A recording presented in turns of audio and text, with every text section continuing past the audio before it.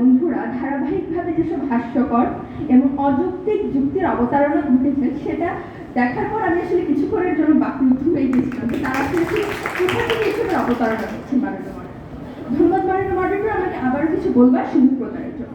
আজকে তাদের তৃতীয় বক্তা এসে অনেকটা আকাশ থেকে অতি ব্যবহারের একটা অদ্ভুত সংজ্ঞা আবিষ্কার করলেন যে অতি ব্যবহার বলতে বোঝায় ব্যবহারকারীর সংখ্যা, কিন্তু ব্যবহার এবং ব্যবহারকারীর মধ্যে যে একটা পার্থক্য আছে, সূক্ষ্ম নয় অত্যন্ত স্থূল একটা পার্থক্য আছে, সেটা তারা ধরতে ব্যর্থ হয়েছে মাননীয় মডারেটর।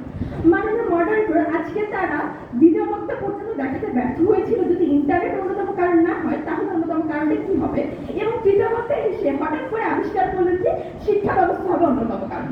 কিন্তু এখানে শিক্ষা ব্যবস্থাকে যদি আমরা কারণ হিসেবে ধরে নিয়েও আমরা কিন্তু একবারও বলিনি এটা একমাত্র কারণ। আমরা কখনো ইন্টারনেটের অতি ব্যবহারকে একমাত্র কারণ হিসেবে আখ্যায়িত করিনি মাননীয় মডারেটর।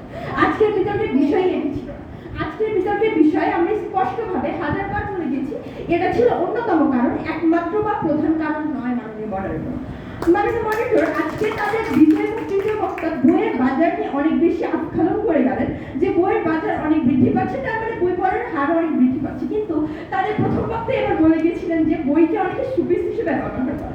তো এর কথা আপনারা সহজে বুঝতে পারেন তার কিভাবে সাংঘর্ষিক বক্তব্য দিচ্ছেন। যদি বইকে কেউ শোপিস হিসেবে ব্যবহার করে তাইলে সে অবশ্যই বই কিনতে পারে, এবং বই কিনলে কি হবে, অবশ্যই বইয়ের বাজার বৃদ্ধি পাবে, কিন্তু তার মানে তো এটা নয় যে সে বই পড়ছে মাননীয় সভাপতি।